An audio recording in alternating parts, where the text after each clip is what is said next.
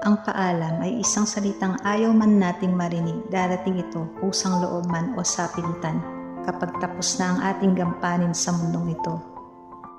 Hanapin ang liwanag at kapayapaan, ito ang gabay na bigay ng Diyos na dapat lakaran, sapagkat kapag mali ang tinahak mong daan, darating ang oras na wala ka ng pag-asang masasandalan.